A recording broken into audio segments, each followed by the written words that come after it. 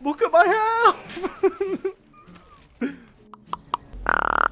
Hey folks, I'm Raven, Space Marine 2, difficulty, definitely not controversial. Today I'm going to be running the co-op missions, but what's special about running a co-op mission, Raven? You've uploaded 2 videos in a row on that already, you wouldn't do a third one, right? No, I mean I might, I'm quite lazy when it comes to the content ideas I have, I'm not very creative. But this one is different because I'm playing solo on a co-op mission, and when people are whinging about how difficult a game is, I feel like the ability to play it solo kind of dismantles that entire argument, because I'm not very good at games if you haven't noticed, and I'm going to be showing you how I run my missions solo. So, you know, maybe it will be fun. Maybe you can learn something. Either way, hopefully you enjoy. If you do, please like and subscribe. If you don't, please like and subscribe. Join the Discord if you want to be a part of our little cult, and have a wonderful rest of your day. This is going too well. Oh, right, okay, I see. It was going too well, and now I have to fight 7 warriors? Wait.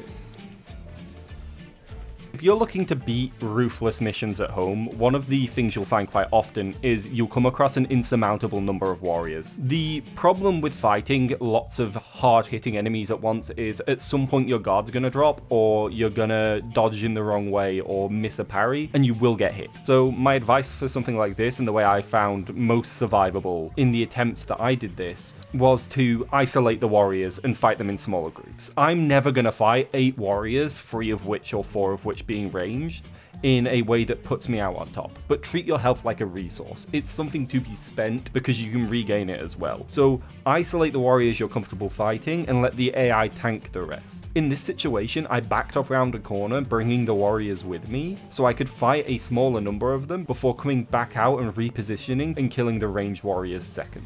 Oh, okay. Not perfect, but we move. I hate fighting ranged units. They're so hard to avoid damage on.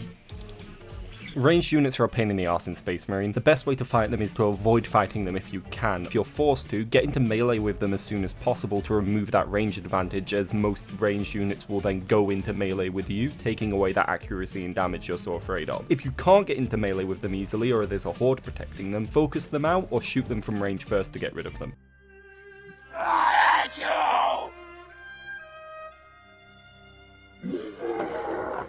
Hordes are going to be a problem if you're playing solo, because unless you're Captain I can do this all day America, you aren't going to be able to do this all day. You will get worn down and you will get beaten, whether it's by the ranged units firing at you from the side, or the little dinosaur bugs with scissor hands snipping at your ankles. Either way, you need to know how to deal with them, and the best way is AoE damage, because unfortunately, unless you want to learn the ability to parry entire hordes at the same time, hunting the warrior surrounded by 400 small bugs isn't going to be the answer that people suggest it to be. Generally, I would suggest thinning the horde before it gets to you, and then using something like a melter with AoE damage to thin it out even more. At that point, you could probably kill the Majoris enemies and the horde will be dead. It's more a question of whether you've brought the equipment to deal with the horde than if the horde itself is actually an issue. They aren't hard to outrun, avoid, or position around. It's just more you're gonna have to deal with them and you should be ready for it. Raven, why aren't you progressing further into the level? Did you need to take a breather after winning People's Magazine's Sexiest Man Alive for the 10th year in a row? No, I didn't. It's just smarter not to fight sometimes. Across the top of your HUD, you have a very useful piece of information. It tells you when hordes are nearby or have arrived. If you pay attention to this around the time you're going through a level gate, i.e. a closing door or a lift that takes you up and out of an area, you can use it to avoid the threat of having to fight a horde. Now, I don't suggest you combat roll your way through an entire level, because at that point, what's the point in playing the game anymore? But if you're trying to survive solo on the hardest difficulty, it may be smarter to sometimes avoid fighting hordes pointlessly. Excuse me, fellas. Excuse me. I'm reloading, give me a minute. I'm reloading! Don't be rude. So you don't even fucking think about your little shit. I saw you aiming. What the fuck? Did you see that?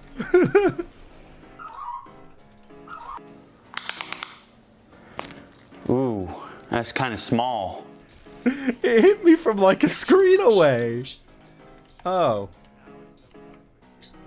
Well, that's great. Sometimes, whilst running through a level thinking you're entirely in control, the game will decide to throw a spanner in the works, that spanner being a giant tyrannid and or hellbrute, and the works being you. Bosses are some of the most dangerous enemies you will fight in this game. Bosses have attacks that often deal significant portions of your health bar and or armor bar in damage, and the amount of ammo they take to bring down is near inefficient. It is essential that you learn a boss's attack pattern to minimize the damage you take, and learn what weapons best deal damage to bosses in all 3 roles. For example, melter bombs. Because I bring the melter rifle into games, I don't have a high damage boss weapon, meaning I need to rely on my melee and the melter bomb to kill bosses. But maybe you prefer to not dance on a knife's edge with a Carnifex. Then maybe bring a high single target damage primary. This goes back to the conversation about bringing a powerful weapon that best fits your needs. Yes, a melter rifle fits the need of thinning out hordes and maybe even killing groups of Majora's enemies, but its biggest weakness is boss DPS. It doesn't shoot fast enough to have a high DPS against bosses, so maybe you'd rather have high boss DPS. But be aware either way, these fights shouldn't be taken lightly. This is taking so much ammo. Oh. What the fuck? That felt fair. Do one of these. Oh, yeah, you can fuck right off. Let me just stand directly beneath you. Maybe. Oh, yeah, he's doing his scream. Oh, oh, oh. Alright, well, I'm doing this again. I've wasted all my health packs. Stop that. Chill, chill, chill. Oh, there we go. Perfect.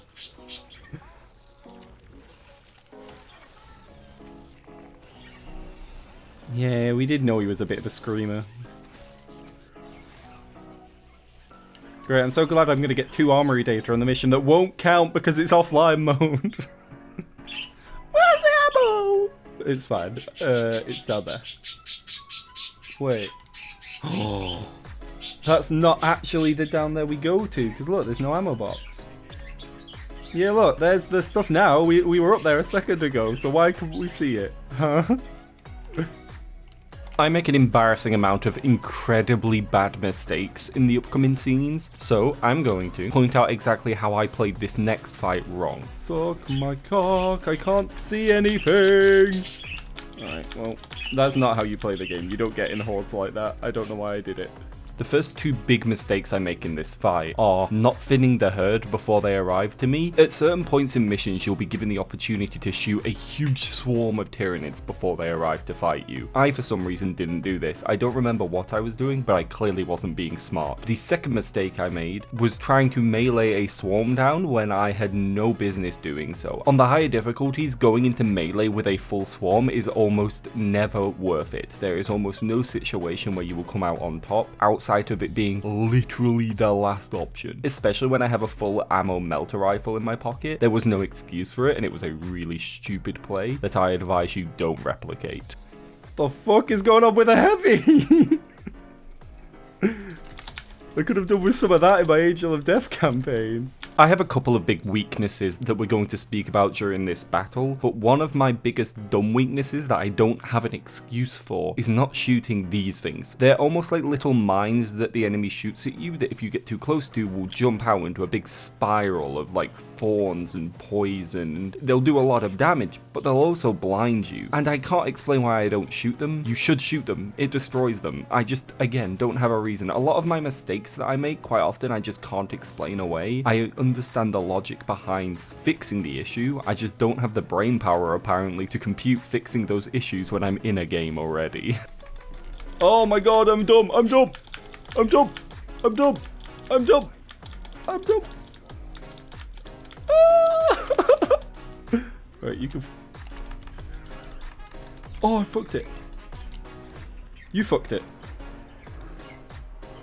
Right, cool. Can I have a second to breathe, or are you going to keep firing at me from God knows where? Right. Jesus Christ. Jesus Christ, I do not want to be there! Ah, there's so much poison everywhere. I'm just going to stand here. Guys, can we chill out? Can we chill out? Can we chill? I'm going to down. That is kind of inevitable. No.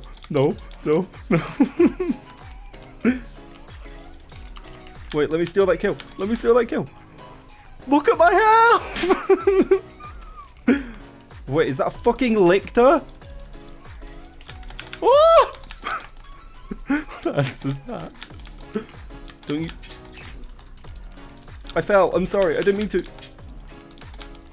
Ooh. Suck my ass.